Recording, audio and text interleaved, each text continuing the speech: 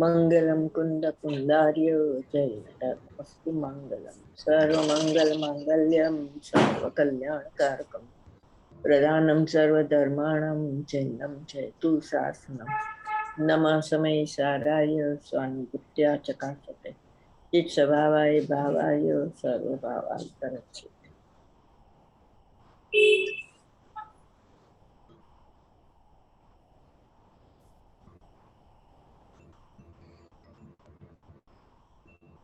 એક સેકન્ડ બેન, આ જસ્ટ ઓલું કરું છું કારણ કે આ બહુ બધા ભેગા થઈ ગયા છે ને રેકોર્ડિંગ, તો કાઢવા પડશે, નહીં તો રેકોર્ડિંગ થશે નહીં.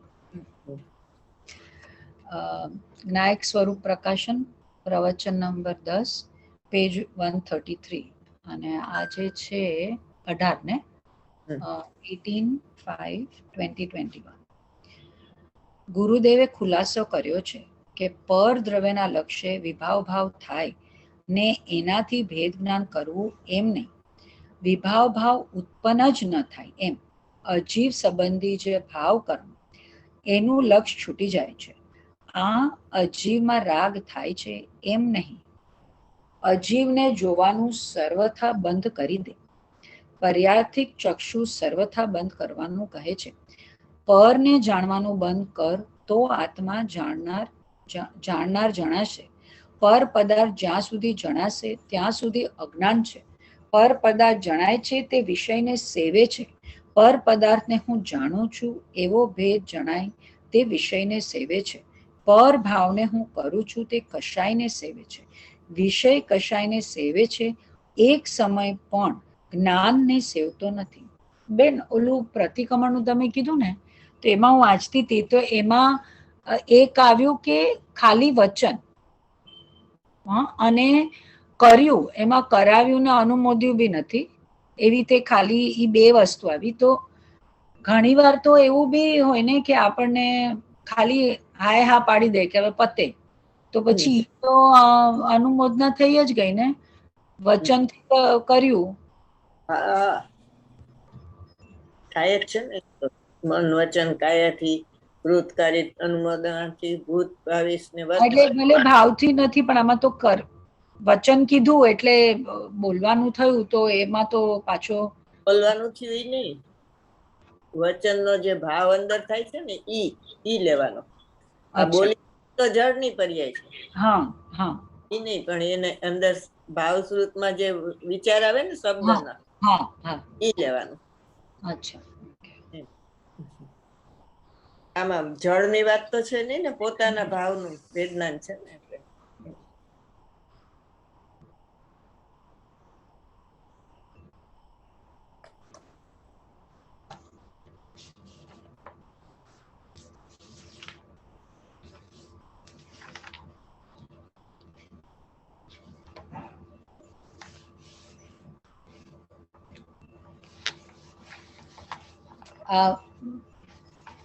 ફરીથી વાંચું. ક્યાં આવે વિષય ને કસાય ની વાત? ગાથા 10 માં તો સંકલ્પ વિકલ્પ કળશ છે, 10મો કળશ છે ને, એમાં સંકલ્પ વિકલ્પ આવે. વિષય કસાય ની વાત ક્યાં આવી હતી? ઈ મેં લખ્યું છે અજ્ઞાની ની 4 ઈચ્છા છે ને, પુણ્ય પાપ, વિષય ને મોક્ષ માર્ગ પ્રકાશક માં. વિષય એટલે દ્રવ્ય કર્મ, ભાવ કર્મ, નો કર્મ ને કરવાની ઈચ્છા, ને કસાય એટલે દ્રવ્ય કર્મ, ભાવ કર્મ, નો કર્મ ને કરવાની ઈચ્છા, ને ઓલું જાણવાની ઈચ્છા. એટલે કરતા બુદ્ધિ ને જ્ઞાતા બુદ્ધિ. નો વિષય એટલે એમને કરવાની, જાણવાની. વિષય એટલે જાણવાની ઈચ્છા, જાણવાની ઈચ્છા. કસાય એટલે કરવાની ઈચ્છા.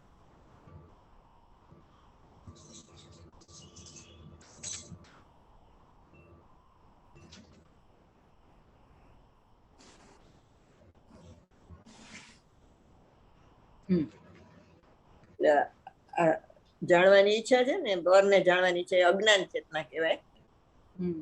અને અજ્ઞાન ચેતનાના બે ભેદ, એક કર્મ ચેતના અને કર્મફળ ચેતના.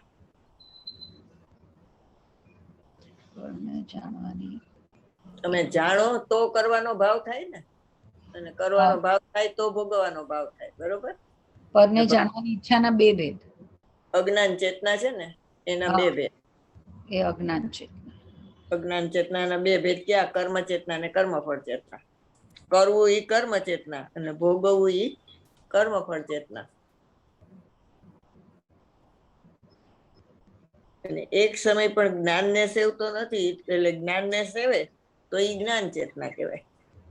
ત્યાં જ્ઞાનનો અર્થ શું થાય? ભગવાન આત્મા.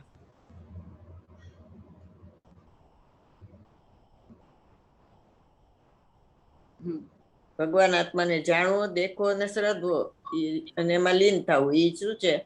જ્ઞાન ચેતના.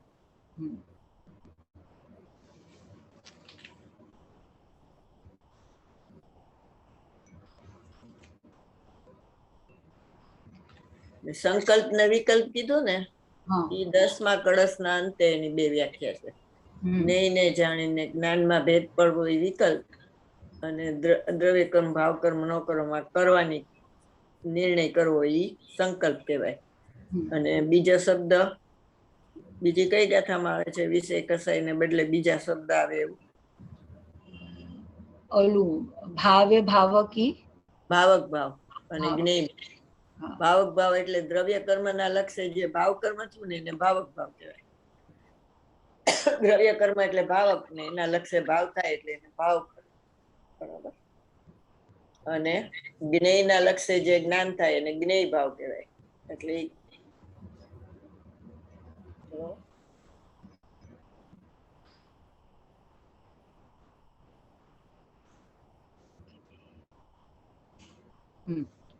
દ્રષ્ટિના વિષયમાં કયો દોષ લાગે અને જ્ઞાનની પર્યાયના નિશ્ચયમાં કયો દોષ લાગે? જ્ઞાનની પર્યાયના નિશ્ચયમાં તો કર્તાનો દોષ લાગી જાય. કરતા ક્યાંથી થાય? જ્ઞાનની પર્યાયમાં કરવું ક્યાં હોય? જાણવું હોય એના. જ્ઞાનની પર્યાય ના વિષયમાં, નિશ્ચયમાં. નિશ્ચયમાં હું પરને જાણું છું, હું પરને જાણું છું. હા હા, તો એને ઈ કયો દોષ કહેવાય? જ્ઞેય જ્ઞાયક, જ્ઞાતા બુદ્ધિ. જ્ઞાતા બુદ્ધિ. બરોબર. એને 31મી ગાથામાં જ્ઞેય જ્ઞાયક શંકર દોષ કીધો. બરોબર. પછી રહસ્યપૂર્ણ ચિઠ્ઠીમાં એને પરસત્તાલંબી જ્ઞાન કીધું. લખવા માંડો બધું. બરોબર. હા, તમે બહુ જલ્દી કહો. લખાયું છે આ બધું. ના પણ હવે આનું શું કીધું? હું પરને જાણું છું, જ્ઞાનની પર્યાયનો દોષ છે ને. જ્ઞાનની પર્યાયના નિશ્ચયનો દોષ છે.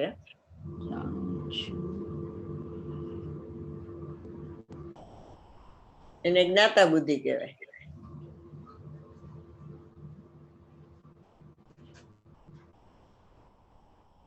હા. એને છઠ્ઠી ગાથામાં જ્ઞેયકૃત અશુદ્ધતા કીધી. રાગનો પ્રતિભાસ થાય ને એને એમ થઈ જાય કે હું રાગી, તો જ્ઞેયકૃત અશુદ્ધતા થઈ ગઈ.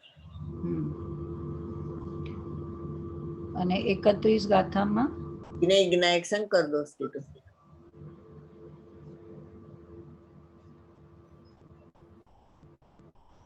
પંદરમી ગાથામાં એને જ્ઞેય લુબ્ધ કીધું. જ્ઞેયને જાણવામાં રોકાઈ જાય છે, પોતાના જ્ઞાનને નથી જાણતો. જ્ઞાનને જાણે તો જ્ઞાની જણાઈ જાય. બરાબર.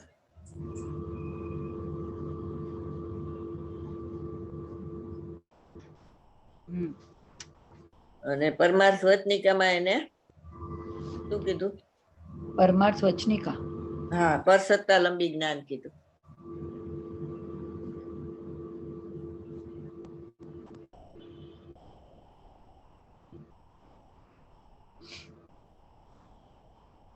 અને આશ્રવ અધિકારમાં એને જગન્ય જ્ઞાન.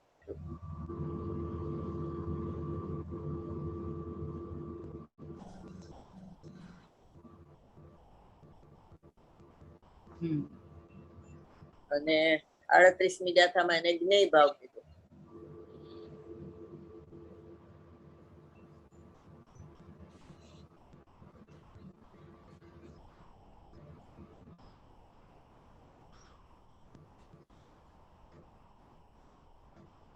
સમ્યક દર્શન થઈ જાય ને પછી એ ઇન્દ્રિય જ્ઞાન તો રહે છે, તો એને જ્ઞાતાનો ઉપચાર આવે, પરના જ્ઞાતાનો ઉપચાર આવે છે.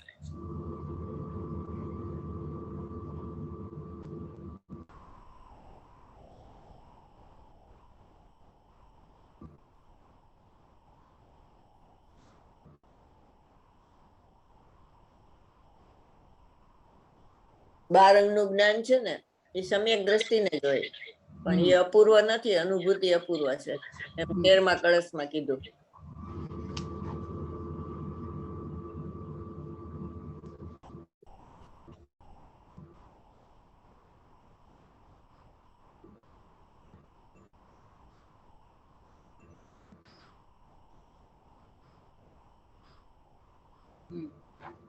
જ્ઞાતાનો ઉપચાર એને ખટકે ને જ્ઞાનીને, એટલે સ્વરૂપમાં લીન થાય એટલે કેવળ જ્ઞાનનો ભડકો થાય. અંતર્મુહૂર્ત સ્વરૂપમાં ટકી રહીએ તો કેવળ જ્ઞાનનો ભડકો થાય, એટલે સર્વજ્ઞ થાય.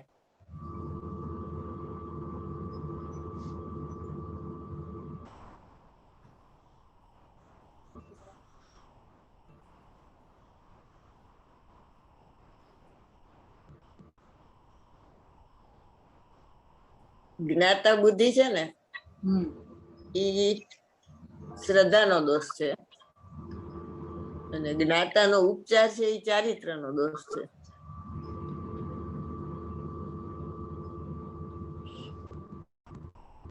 અને જ્ઞાતાનો ઉપચાર એ ચારિત્રનો દોષ છે. જ્ઞાનમાં તો ઉપયોગ લક્ષણ કયો ને તો એમાં કઈ દોષ નથી, જાણવું એમાં શું દોષ, બરોબર? પોતાને જાણ્યા વગર પરને જાણવું ને એ દોષ છે. જ્ઞાન જેનું છે એને ન જાણે અને પરને પ્રસિદ્ધ કરે તો એ જ્ઞાન નથી, અજ્ઞાન.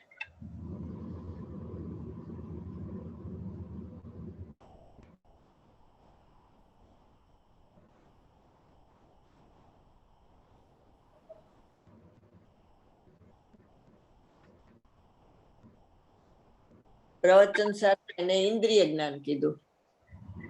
ઇન્દ્રિય જ્ઞાન જ્ઞાન નથી, બરોબર? અતિન્દ્રિય જ્ઞાન જ્ઞાન. ઇન્દ્રિય સુખ તે સુખ નથી, અતિન્દ્રિય સુખ તે સુખ છે.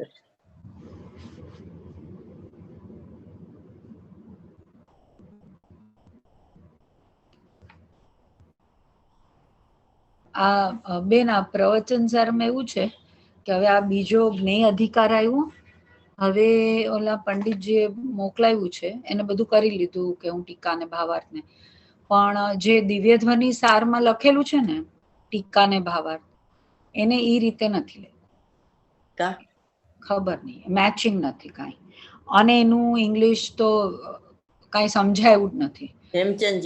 હેમચંદજી અને રાજુએ મને મોકલાવી દીધું કે તું આમાં ઓલા હમણાં હું આ કરું છું ને પ્રાકૃત, તો પ્રાકૃતમાં જે રીતે ઇંગ્લિશ લખાય ને તો એ રીતે પછી મેં કીધું હું લખી દઉં, બધી પ્રાકૃતની ગાથા છે તો સરખી રીતે જે વાંચતા હોય એને સમજાય, એટલે મને કીધું આમાં નાખી દે. તો મેં કીધું કે આ જ્ઞેય અધિકાર જયારે આપણે ટ્રાન્સલેશન પતાવીને છાપશું ત્યારે આ લખવાનું ટીકા ને ભાવાર્થ, તો કે હા. મેં કીધું મેં કીધું વાંચ પેલા, તો બેન એટલું બધું રાજુભાઈ કે હા કાંઈ કોઈ ઇંગ્લિશ જેને આવડતું હોય ને એ તો વાંચે જ નહીં, કારણ કે કઈ ખબર જ નથી પડતી કે શું. આખું જ્ઞેય અધિકાર કરી નાખ્યો, એટલે એને બધું ટીકા ભાવા પ્રવચન નથી કર્યા, પ્રવચન તો અમે કરશું. અચ્છા, પ્રવચન ટીકા ભાવા, હા, અને એમાં એને આમાં છે ને ભાવાર્થ ને ટીકા બધી મોટી છે જ્ઞેય અધિકારમાં. ટીકા બી જે લખેલી છે એ ઘણી મોટી છે. ભાવાર્થ બધામાં નથી, કોઈકમાં છે. પેલા જ્ઞાન અધિકારમાં એ બધામાં નથી ભાવાર્થ, કોઈકમાં છે. અને આમ ગાથાર્થ હોય અને ટીકા બધામાં છે, એ બે વસ્તુ. અને ભાવાર્થ કોઈકમાં છે, ખબર નહીં કેમ. તો એમને આમાં ટીકા પોતાની રીતે લખી છે, ભાવાર્થ પોતાની રીતે લખ્યો હોય તો લખ્યો છે. હેમચંદજીએ કર્યો છે ને પ્રવચન સારમાં, હેમચંદજી છે. હા, પણ ભાવાર્થ હેમચંદી કર્યો છે, પણ આ તો વાત એમ હતી ને કે ટીકા તો અક્ષર લખવી જોઈએ ને, તો સાવ. અને એમાં પાછું એવું છે કે નથી, એટલે ઓલું પ્રવચન સાર ઇંગ્લિશ છે ને, હા, એમાં હવે બધું બરોબર જ હોય, એ પ્રમાણે લખી નાખો તો એ ટીકા અને ભાવાર્થ બધું એમ જ હોય બરોબર. એમાં પ્રવચન સાર ઇંગ્લિશ, એટલે એમને તો દિવ્યધ્વનિ સાર હિન્દીમાંથી ઉતાર્યું છે ને? ભલે ને એ ઉતાર્યું, પણ મૂળ તો ઇંગ્લિશ જ હોય ને. એવું મૂળ ઇંગ્લિશ છે. એક એક એક શાસ્ત્ર છે ને જે, એ હા ઇંગ્લિશમાં છે. ખબર છે, મારી પાસે 2 બુકો છે એવી. હા, તો ઈ જ લખી નખાય ને પછી પણ ઓલાનું. એ બી દિવ્યધ્વનિ સાર સાથે મેચ નથી થતું. મારી પાસે તો બુક છે. મૂળ અરે નથી મેચ થતું. મૂળે જુદું લખ્યું છે એ લોકોએ.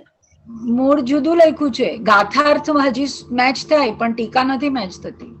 એટલે આમાં શબ્દો હોય ને એ શબ્દ રાખે, અને પછી પણ જે રીતે ટીકા તો અમૃતચંદ્ર આચાર્ય લખી છે ઈ ટીકા છે ને, એનું હિન્દી અનુવાદ છે. તો હિન્દી અનુવાદ થી પછી ઇંગ્લિશ અનુવાદ કરવું પડે ને, તો એવી રીતે નથી કર્યું. મારી પાસે ઇંગ્લિશની 2 બુકો છે પ્રવચન સાર. તો 2 માં એટલે એમને પોતાની મેળે લખ્યું છે. મેળે લખ્યું. હા, અને મેળે લખ્યું છે ને. હવે તો છે ને, એટલે મારો તો એટલો ટાઈમ મને વેસ્ટ થતો દેખાય ને, અને કલાકો આમાં જાય એનું કરેક્શન કરવામાં ને મારું કાંઈ બીજું થતું નથી. આ કરેક્શન જ્ઞાન વેલીમાં મોકલી, આ જ્ઞાન વેલીમાં શેમાં પંકજ રે છે ને, એ ગામમાં યુનિવર્સિટી છે ને. પણ મને એ રાજુએ મને એડ્રેસ જે આપ્યા ત્યાં મોકલાવી. એને યુનિવર્સિટીનું નથી આપ્યું ત્યાંનું, મને એક જ યુનિવર્સિટીનું આપ્યું હતું. એ મને ત્યાં અત્યારે અખિલ ભારતીય યુવા મંડળ ચાલુ થયું ને હમણાં, ગુરુદેવ ની 132, એમાં એ લોકોએ લખ્યું કે અમે ગેન્ટ્સવિલમાં આ ચાલુ કર્યું. ગેન્ટ, પણ એ તો ગેન્ટ તો અહીંયા નથી, યુએસ માં છે.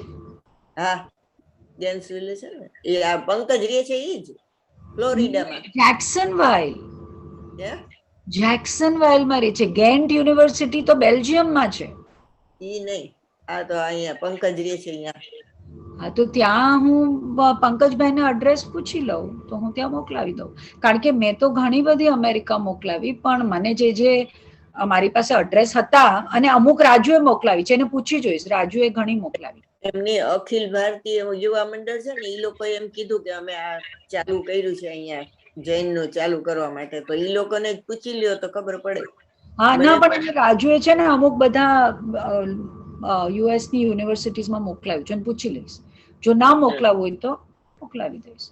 અખિલ ભારતીય યુવા મંડળ ને, તો એમાં ઈમેલ કરીને પૂછી લઈશ. એ લોકોએ ક્યાં મોકલું અમેરિકામાં, એમ પૂછી જોજો. હા, ગુરુદેવ નું ચાલુ કરાવવું છે કે અમારે 132મી જન્મ જયંતિ છે ને. હા, અમુક જગાએ તો નાના ગામમાં હતું. તો એક તો ભાઈએ રાજુને મેસેજ કર્યો કે યુનિવર્સિટી વાળા જ છે, તો કે હવે એમ કે ફ્યુચરમાં ક્યારે પણ તમે લોકો એમ કે ક્યાં લેક્ચર દેવા આવો ને, આના લેક્ચર ઇંગ્લિશમાં, કારણ કે એ લોકોને ઇંગ્લિશમાં લેક્ચર સમજવી પડે ને. હા, પણ એ તો બધું એક સાઈડમાં છે. હું તો આમાં એવી કન્ફ્યુઝ થયેલી છું કે શું કરું ખબર નહીં.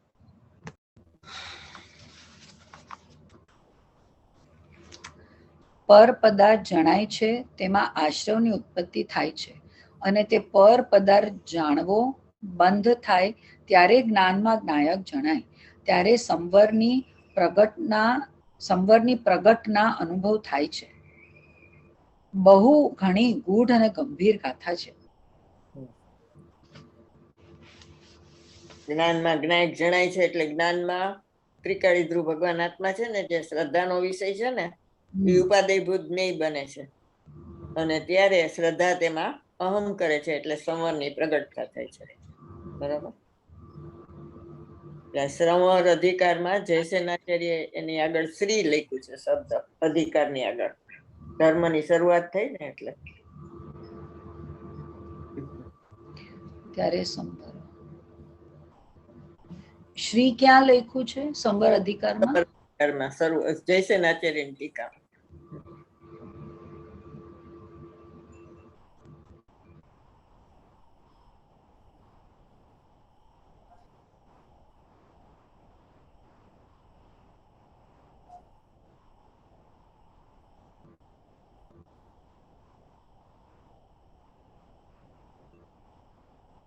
એટલે પર પદાર્થ જાણવો બંધ થાય એનો અર્થ શું કે પ્રતિભાસ બે નો હોય, પણ લક્ષ એકનું હોય, પર પદાર્થને જાણવાનું લક્ષ છૂટી જાય તો જ્ઞાયક ને લક્ષ થઈ જાય.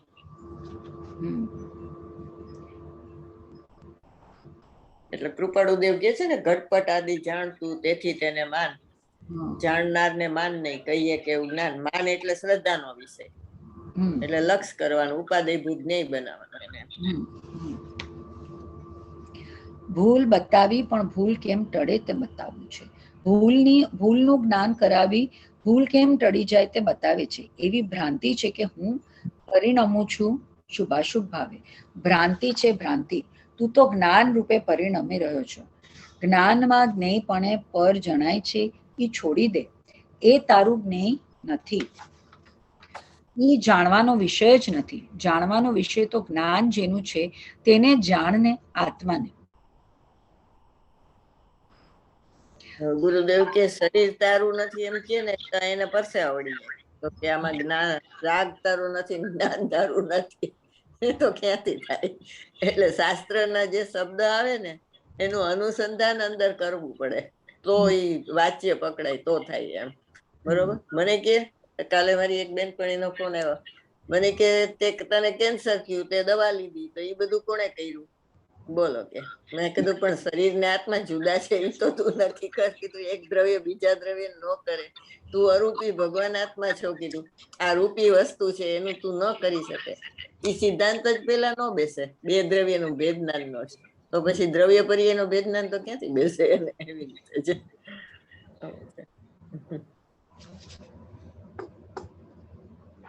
એટલે બધા એમ કે ને, એ તો બધું બહુ નિશ્ચયની વાત, એ તો બધું પછી, પેલા આમ કરો. મેં કીધું પણ પેલાની ક્યાં વાત આવે અહીંયા? નિશ્ચય એટલે સાચું, બીજું ઓલું ખોટું. આપોઆપ શાંતિ થશે, તને મોક્ષ માર્ગ પ્રગટી જશે. આખરે તો જાણનાર જણાય છે એ આવ્યું, ખરેખર પર જણાતું નથી. એ કહે છે છેલ્લી લીટીમાં, ખરેખર પર જણાતું નથી, જાણનાર જણાય છે. છેલ્લી લીટીમાં શું આવ્યું વાંચો.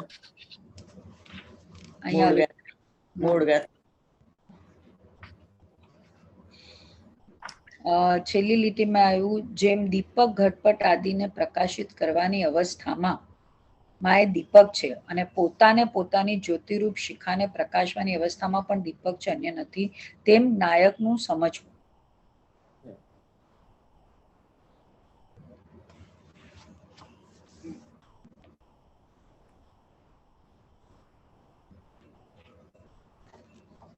એની ઉપર નહીં વાંચવાની છે. આ બ્રેકેટમાં છે, એની ઉપરનું વાંચું. જ્ઞાકાર અવસ્થામાં જ્ઞાયકપણે જે જણાયો ને, એ જ સ્વરૂપ પ્રકાશનની અવસ્થામાં પણ જ્ઞાયક જ છે. દ્રષ્ટાંત પછીથી કાઢી નાખો તો એ જ્ઞાયક છે. એટલે પોતે જાણનારો માટે પોતે જ કરતા, પોતે જાણવા માટે પોતે જ કર્મ. એટલે કરતા કર્મનું અનન્યપણું થયું. બરોબર. તેમ જ્ઞાયક.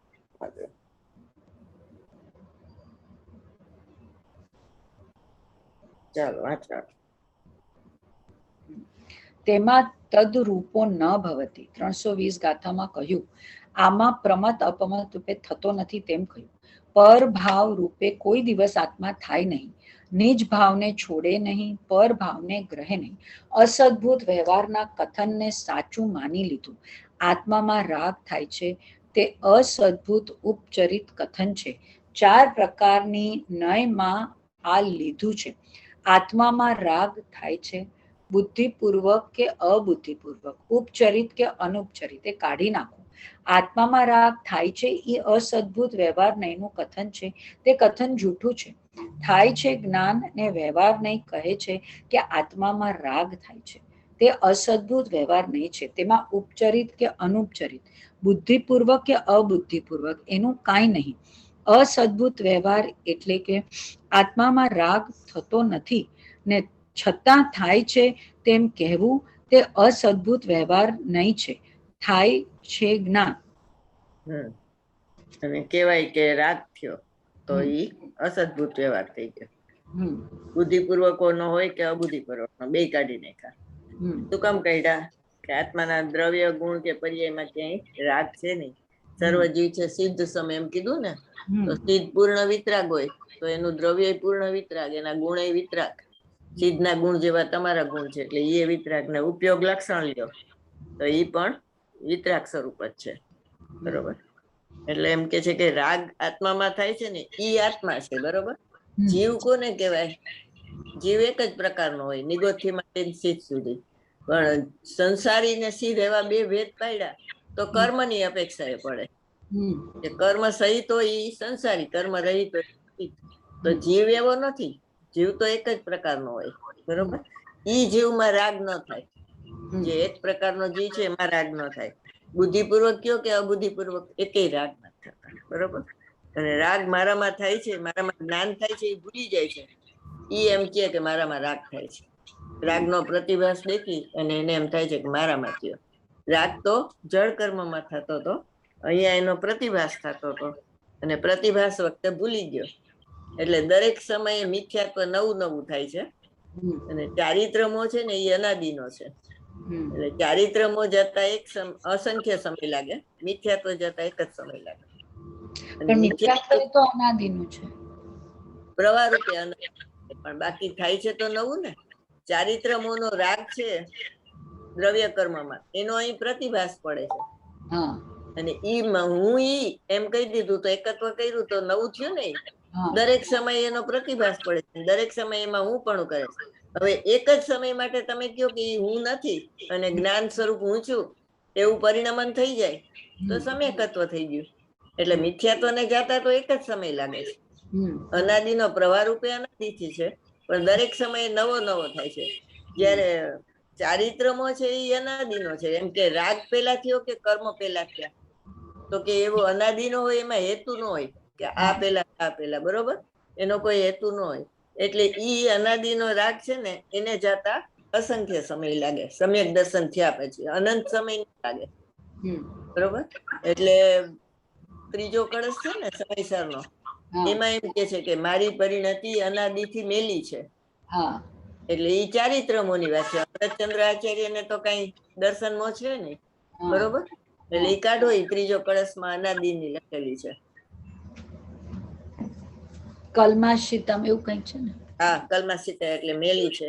પર પરિણતિ છે ને એ અનાદિની છે. એટલે એને કઈ નવી નથી થઈ પરિણતિ, એ તો અનાદિનું છે ચારિત્રમોનું પરિણામ.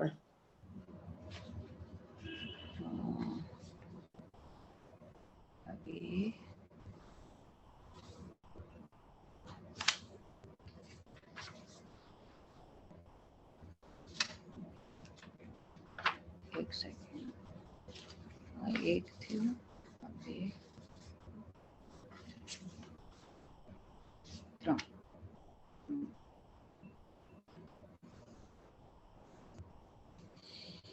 હવે ત્રીજા શ્લોકમાં ટીકાકાર આ ગ્રંથનું વ્યાખ્યાન કરવાના ફળને ચાહતા પ્રતિજ્ઞા કરે છે. શ્રીમાન અમૃતચંદ્ર આચાર્ય કહે છે કે આ સમયસર શુદ્ધ આત્મા તથા ગ્રંથની વ્યાખ્યા કથની તથા ટીકાથી જ મારી અનુભૂતિની અર્થાત અનુભવરૂપ પરિણતિની પરમ વિશુદ્ધિ, સમસ્ત રાગ આદિ વિભાવ પરિણતિ રહિત ઉત્કૃષ્ટ નિર્મળતા થાઓ. કેવી છે તે પરિણતિ? પર પરિણતિનું કારણ જે મોહ નામનું કર્મ, તેના અનુભાવ ઉદયરૂપ વિપાકને લીધે જે અનુભાવ્ય રાગ આદિ પરિણામોની વ્યાપ્તિ છે તેનાથી નિરંતર કલ્માશિત મેલી છે. અને હું કેવો છું? દ્રષ્ટિથી શુદ્ધ ચૈતન્ય માત્ર મૂર્તિ છું.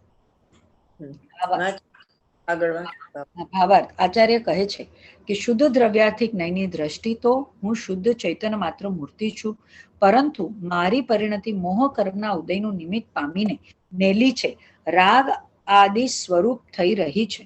તેથી શુદ્ધ આત્માની કથની રૂપ જે આ સમયસાર ગ્રંથ છે તેની ટીકા કરવાનું ફળ એ ચાહું છું કે મારી પરિણતિ રાગ આદિ રહિત થઈ શુદ્ધ થાઓ, મારા શુદ્ધ સ્વરૂપની પ્રાપ્તિ થાઓ.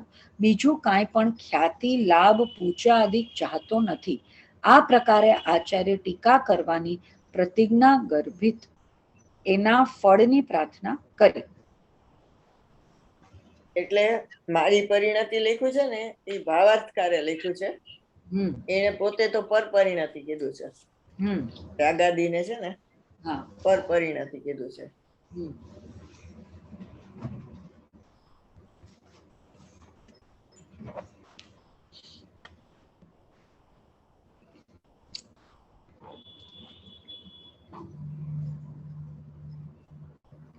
આગળ વાંચો.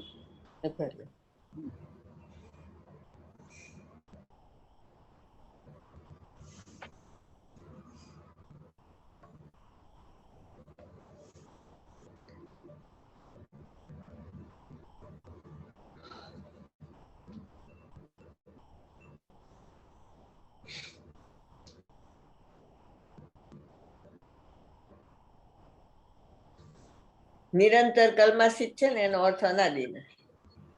અચ્છા. નિરંતર છે ને નિરંતર અનાદિથી કલ્માસિત મેલી છે. હું કેવો છો કે દ્રવ્ય દ્રષ્ટિથી શુદ્ધ ચિંતન ને મૂર્તમાં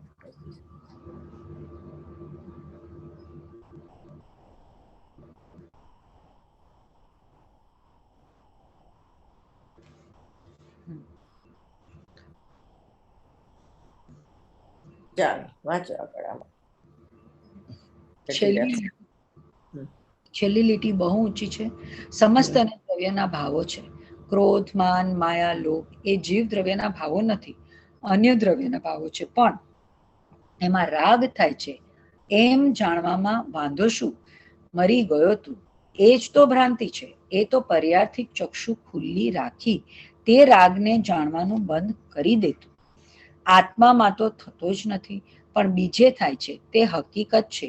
તો તેને જાણવાનું બંધ કરી દે. શ્રોતા, જાણતો જ નથી માટે જાણવાનું બંધ કરી દે. જાણતો જ નથી. બરોબર. પોતામાં થાય છે તો વાંધો શું? પોતામાં થાય તો હું એ રૂપે થઈ જાઉં, કારણ કે ક્ષણ ભયંકર ભાવ મરણ થઈ ગયું. પર્યાયમાં હું પણ કર્યું ને, પર્યાય તો એક સમયની છે, રાગની પર્યાય તો, એટલે એમાં હું પણ કરે એટલે દરેક સમય એનું મરણ થાય છે. એટલે એ ભ્રાંતિ છે. એટલે પર્યાર્થિક ચક્ષુ સર્વથા બંધ કરી દે ને ધ્રુવ ને જો, એટલે દ્રવ્યાર્થિક ચક્ષુ ને ખુલ્લી કર તો તને અનુભવ થશે. એટલે અનાદિથી ક્રમભંગ કર્યો છે. પર્યાર્થિક ચક્ષુ ખુલ્લી રાખી છે. પેલા દ્રવ્યને જોઈને પછી પર્યાયને જોઈને તો એનું જ્ઞાન સમ્યક થાય. પર્યાયને જોવે તો દ્રવ્યનું જ્ઞાન સમ્યક ન થાય. બરોબર. એટલે પેલા સર્વથા પર્યાર્થિક ચક્ષુ બંધ કરી ઉગાડેલા દ્રવ્યાર્થિક ચક્ષુ વડે ભગવાન આત્માને જો. એને અનાદિથી ક્રમભંગ શું કર્યો છે કે પર્યાર્થિક ચક્ષુ ખુલ્લી રાખી છે. ક્યાં આવે છે વાત? ગાથા 17-18 માં. પ્રવચન સાર 114 ગાથા. પ્રવચન સારની 114. ઓલામાં 320 ની કીધી ને તદ્રુપો ન ભવતી. ક્રમભંગ ની. હા, ક્રમભંગ. પર્યાર્થિક ચક્ષુ સામાન્યને અવલોકતો ને વિશેષને નહીં અવલોકતો. ધ્યાનની વિધિ એમાં બતાવે છે. 320 ગાથા કીધી એમાં ધ્યેયની વિધિ બતાવી, આમાં ધ્યાનની વિધિ બતાવે છે. પર્યાયને જોવાનું બંધ કર ને એટલે ધ્યાન પ્રગટ થઈ જશે. તારે ધ્યેય તને દેખાશે એમાં ભગવાન આત્મા. ચાલો વાંચો. પ્રત્યેક જીવને જ્ઞાયક જ જણાય છે. રાગ જણાતો જ નથી. રાગ જણાય છે એ ભ્રાંતિ છે. એ જ્ઞેય જ્ઞાયકનો સંકર દોષ થાય છે અને ઇન્દ્રિય જ્ઞાન પ્રગટ થઈ જાય છે. આત્મા પરને જાણતો નથી એ વાત તો અપૂર્વ છે. વ્યવહારનો નિષેધ એ નિશ્ચયની પ્રાપ્તિનો ઉપાય છે. પરને જાણ છું એ વ્યવહારનો પક્ષ છે, અજ્ઞાન છે. સ્વ પર પ્રકાશક છે એ પણ અજ્ઞાન છે. સ્વ પર પ્રકાશક સામાન્ય છે. સ્વ પર પ્રકાશક નિશ્ચય પણ નથી ને વ્યવહાર પણ નથી. સ્વ પર પ્રકાશકનો વ્યવહાર તો અંદર, નિશ્ચય સ્વ પર પ્રકાશક પ્રગટ થાય તો તેને વ્યવહાર સ્વ પર પ્રકાશક લાગુ પડે. અજ્ઞાનીને સ્વ પ્રકાશક પણ નથી ને સ્વ પર પ્રકાશક પણ નથી. એટલે વ્યવહારનો નિષેધ એ નિશ્ચય પ્રાપ્તિનો ઉપાય છે. એ ક્યાં આવે છે?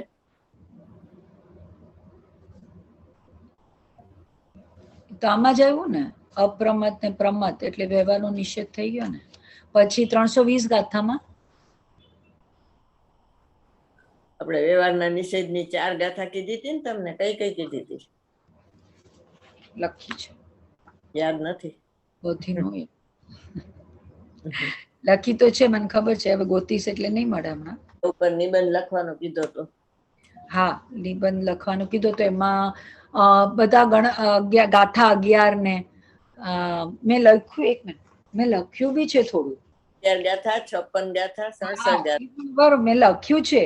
ગાથા એમાં મેં વાંચીને સમયસર સિદ્ધિમાંથી લખવાનું હતું ને. હા, એના પ્રવચન ક્યાં ગયું? એટલા બધા કાગળિયા હોય ને કે હવે એ ગોતું ક્યાંય ખબર ન પડે. પણ ઈ તો મેં લખ્યું છે. 11મી ગાથા તો બહુ બધા, બે ત્રણ પ્રવચન છે ને સમયસર સિદ્ધિમાં. 4-5 છે. હા, એટલે એમાંથી હજી હું લખતી હતી. આ રે સમયસર સિદ્ધિ.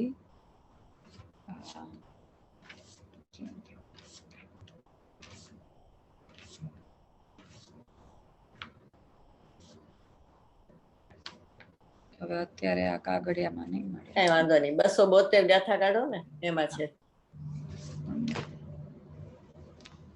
ગાથા 11 એ રીતે હજી ગાથા 11 ઉપર જ પહોંચી હતી. ગાથા 11, 56, 67 અને 272 વ્યવહારના નિષેધની ગાથા. એટલે વ્યવહાર નિશ્ચય છે ને એ અનિર્વચનીય છે. વ્યવહારનો નિષેધ છે ને એ નિશ્ચયનો વાચ્ય છે. બરોબર, નિશ્ચય ને અનિર્વચનીય છે. જેટલું નિશ્ચય ને એની વાત કરો એ બધી દ્રવ્યની વ્યવહાર થઈ ગયો. ગાથા 11, ગાથા 56. હા, ગાથા 272. 67. હા, બીજી 67 ઘીના ગળાની ગાથા. હા, 67. અને ગાથા 272, 272.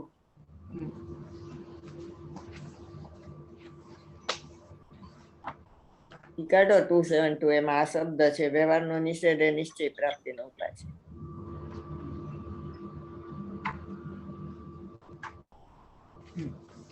હવે આ અર્થને ગાથામાં કહે છે.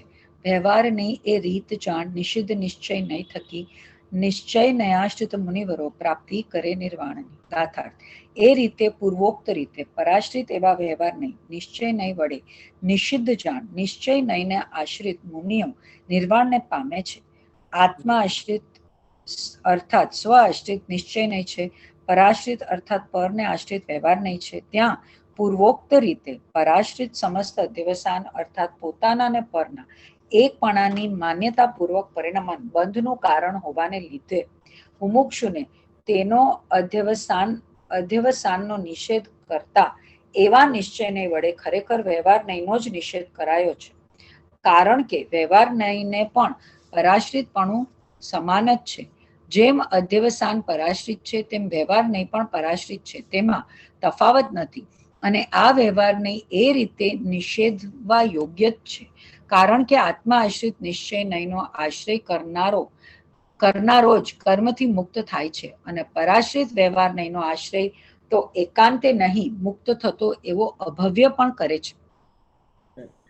ભાવાર્થ આત્માને પરના નિમિત્તથી જે અનેક ભાવો થાય છે તે બધા વ્યવહાર નહીંના વિષય હોવાથી વ્યવહાર નહીં તો પરાશ્રિત છે, અને જે એક પોતાનો સ્વાભાવિક ભાવ છે તે જ નિશ્ચયનો વિષય હોવાથી નિશ્ચયની આત્મા આશ્રિત છે. અધ્યવસાન પણ વ્યવહાર નહીંનો જ વિષય છે, તેથી અધ્યવસાનનો ત્યાગ તે વ્યવહાર નહીંનો જ ત્યાગ છે. અને પહેલાની ગાથાઓમાં અધ્યવસાનના ત્યાગનો ઉપદેશ છે તે વ્યવહાર નહીંના જ ત્યાગનો ઉપદેશ છે. આ પ્રમાણે નિશ્ચય નહીંને પ્રધાન કરીને વ્યવહાર નહીંના ત્યાગનો ઉપદેશ કર્યો છે. તેનું કારણ એ છે કે જેઓ નિશ્ચય નહીંના આશ્રય પ્રવર્તે છે તેઓ જ કર્મથી છૂટે છે, અને જેઓ એકાંતે વ્યવહાર નહીંના જ આશ્રય પ્રવર્તે છે તેઓ કર્મથી કદી છૂટતા નથી.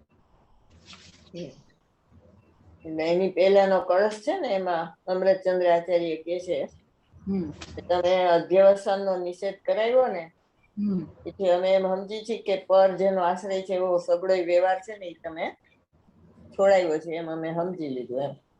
એમ તો ઈ 173 નંબરનો કળશ 173. એક second. શ્લોકાર્થ. આચાર્ય દેવ કહે છે કે સર્વ અધ્યવસાન ત્યાગવા યોગ્ય કયા છે, તેથી એમ સમજાય છે કે વ્યવહારનો ત્યાગ કરાવ્યો છે અને નિશ્ચયનું ગ્રહણ કરાવ્યું છે. એવા અર્થનું આગળના કથનની સૂચના રૂપ કાવ્ય હવે કહે છે. અધ્યવસાનનો ત્યાગ શું કામ કરાવ્યો?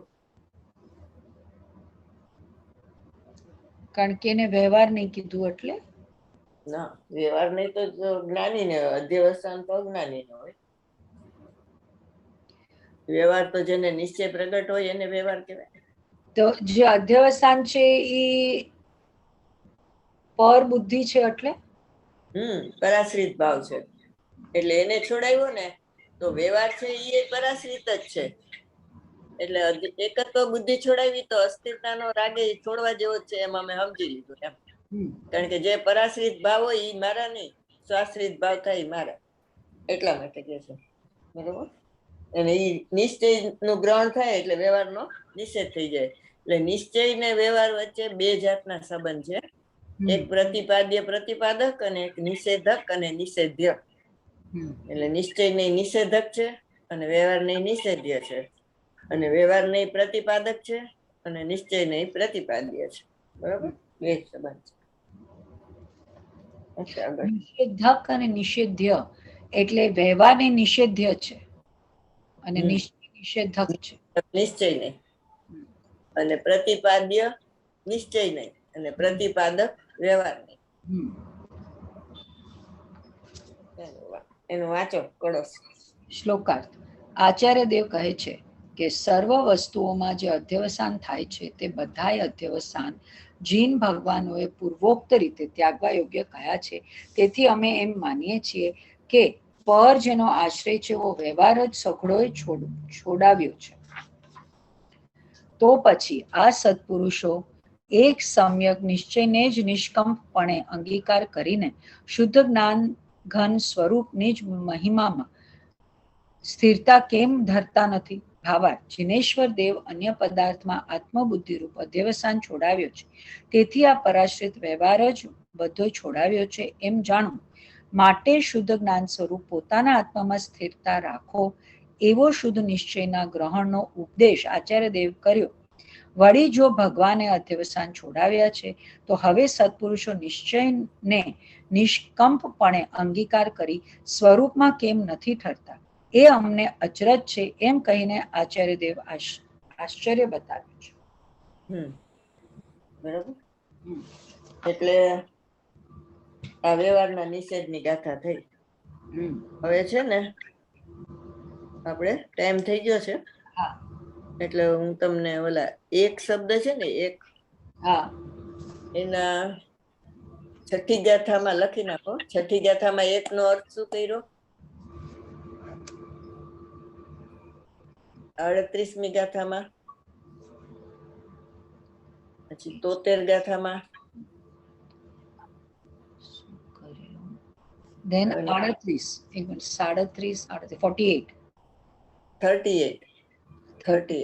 એક છઠ્ઠી ગાથા, એક 38 ગાથા, પછી એક 73, પછી નિયમસારની 102 ગાથા, અને શુદ્ધ ભાવ અધિકાર છે ને એમાં એક નો નિષેધ કર્યો છે એક કળશમાં. 320 ગાથામાં એક નો અર્થ. આ બધામાં એક નો અર્થ જુદો જુદો થાય છે. કયા કળશમાં? શુદ્ધ ભાવ અધિકાર નો કળશ છે ને એમાં એક આત્મા એક નથી એમ કીધું, એટલે એક અંક નથી એમ. અને ગાથા 300.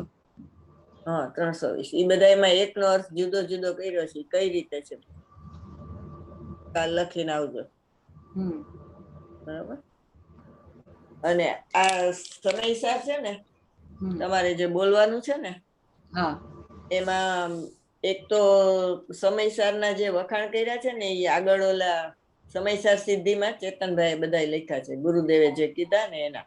બીજું શુદ્ધાત્માના નામ લખ્યા છે બધા.